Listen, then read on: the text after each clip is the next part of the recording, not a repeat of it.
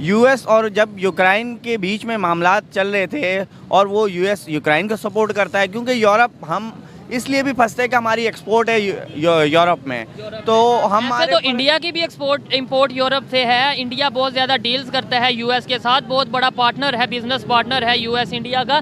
तो फिर वो क्यों यूक्रेन भी जाता है, वो रशिया भी जाता है, वो जहाँ दिल करता है उसके साथ डील करता है। देखें बात तो ये है ना कि यहाँ इंडिया का तो आपको पता ही है कि देखें पहला मुआहदा तो उनके साथ है। ठीक है, वायदा किया उन्होंने ना, ऑफर तो हमें भी आई, हमें ऑफर आई थी शुरू में, तो बहुत सदियों पहले की समझ लो, कहते हैं ना कि बहुत पहले की बात है।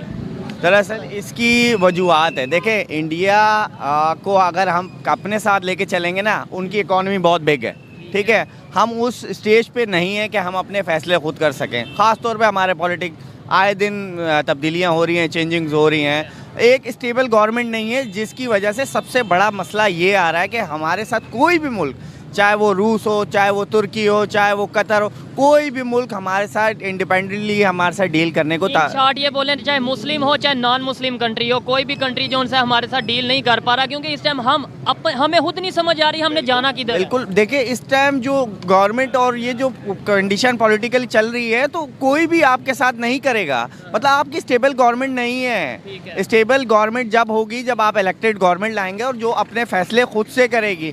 दबाव में आने के बाद कोई फैसले करे वो हमारे लिए, आवाम के लिए, वो हमारे लिए फ़ायदेमंद नहीं होंगे।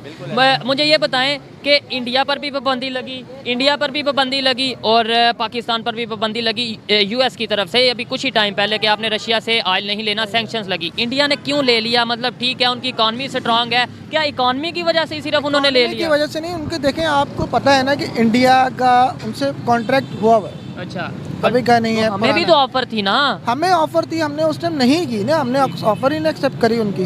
हमने बोला हमें भाई अमेरिका अमेरिका अमेरिका, तो वो बस ये भी हैरत वाली बात है, हम अमेरिका भी कहते हैं और दूसरी साइड पे हम ये भी कहते हैं कि अमेरिका को एब्सोल्युटली नॉट भी कहते हैं, और ये भी कहते हैं कि अमेरिका से हम गुलाम नहीं है और ये नहीं है। मतलब ना आप ये बता दें ईमानदारी से, आपको लगता है कि अमेरिका के साथ, यूएस के साथ भी हमारा जो रिलेशन है वो बहुत अच्छा है? बिल्कुल नहीं है हमारा रिलेशन। तो फिर हमारा किसके साथ रिलेशन अच्छा है? देखिए हमारा, आप बताएं हमारा है किसके साथ रिलेशन अच्छा? हमारे साथ बांग्लादेश ख़त्म, इंडिया के साथ हमारी नहीं बनती, अफगानिस्तान से हमारी नहीं बनती, अफगानिस्तान के जो हालात हैं आपको, हमारे साथ रशिया से हमारी नहीं बनती, ईरान से हमारी नहीं बनी। हमारे बताएं, हम बीच में खड़े में, हमारे किससे बनती है? तू समझा? हाँ। नहीं तू समझा नहीं। ये एक सवालिया निशान है हमारी गवर्नमेंट के लिए, पाकिस्तान की पब्लिक के लिए, कि यार देखो एक कंट्री गलत हो सकता है, मान लिया, एक मिनट के लिए मान लेते हैं जी इंडिया गलत है, इंडिया हमारे खिलाफ है, मान लेते हैं, ठीक है। इंडिया का, मैं आपको ये कहूँ कि इंडिया की इकोनॉमी बहुत बड़ी है, हर सिर्फ इकोनॉमी मैटर करती है, फैसला कोई डिसीजन बात ये है कि जो राइट टाइम पे डिसीजन लेता है वो राइट मैन होता है। मकसद ये है कि आप अपने फैसले चेंज कर रहे हैं तो आपके साथ तो कोई भी नहीं चलेगा ना, आपकी कंडीशन दूसरी कंट्री भी देख रही है कि आपके शायद वक्ती फायदा सोचते हैं। हम कहते हैं आज यूएस के साथ फायदा, आज उसके साथ हो, जो कल रशिया के साथ होगा रशिया। अब दुनिया तो समझ चुकी है। असल में इंडिया जो है ना वो ऐसा है कि इंडिया से ज़्यादातर लोगों को फ़ायदा है। अच्छा, इंडिया से बहुत लोगों को फ़ायदा है, अमेरिका को बहुत ज़्यादा फ़ायदा है इंडिया से। उनकी इकोनॉमी,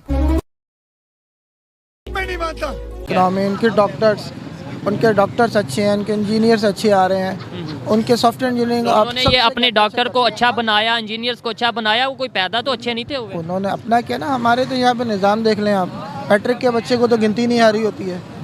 मैं अभी एक सिंध में मैंने देखा था कि उसमें 9-10 का बच्चा था, मैं स्टूडेंट था, मैं कहीं जा रहा था, मैंने उसने लिफ्ट लिया, मैंने चला गया, मैंने उसको रोक लिया, मैंने कहा भाई कहाँ, कौन सी क्लास में? कहता 8th क्लास में।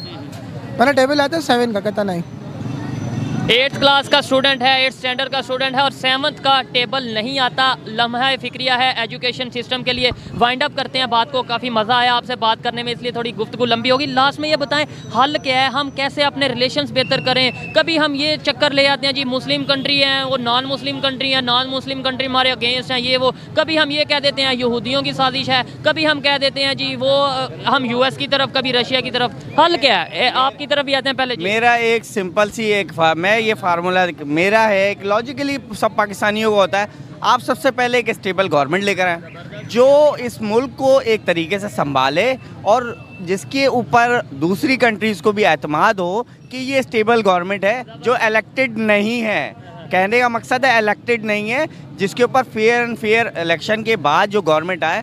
और सबसे पहली चीज़ हमें ये करनी चाहिए कि हमें अपने जो मुस्लिम बरादरान मुल्क है, हमें देखिए अपने आप को बेहतर करना पड़ेगा। हम इस पॉलिसी पे नहीं चल सकते वो यहूदी है, वो ये है, वो ये है। देखिए हमें अपने आप को इम्प्रूव करना पड़ेगा, अपनी गलतियों को ठीक गलतियों को देखना पड़ेगा। हम दूसरों के ऊपर ये वो नहीं कर सकते। देखिए हम इंडिया को बोलते रहे वो हमसे बहुत ऊपर चला गया है।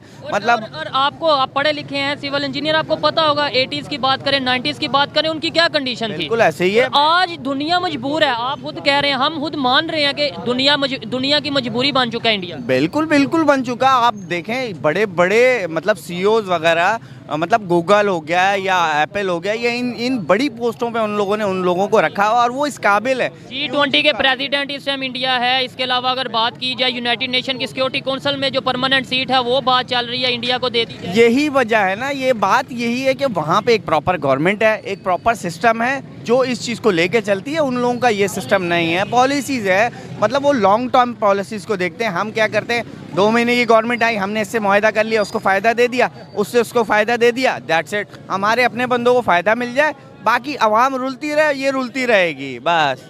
आप इसका ये जो मैंने क्वेश्चन किया था कि हल क्या है, मतलब देखें कैसे हम देखें आपको भी पता है कि अगर आपके घर पे रह रहे हो ना, अगर आप खुद को सही रहना ना, मोहल्ले सही होना है, मोहल्ले से बना के रखें। बिल्कुल ज़बरदस्त, ऐसे ही है। जब तक आपके पड़ोसी आपसे अच्छे नहीं है तो आप देखें कि इमरान खान आए, पूरे के पूरा उन्होंने बंद करवा दिया, ट्रेड बंद कर दी इंडिया से 1-1 रुपए की चीज़ बंद करा दी। और इंडिया से मज़े की बात है, अभी भी चीज़ें आती हैं, आपको पता होगा। जी अब वो देखें कि बंद करा दिया।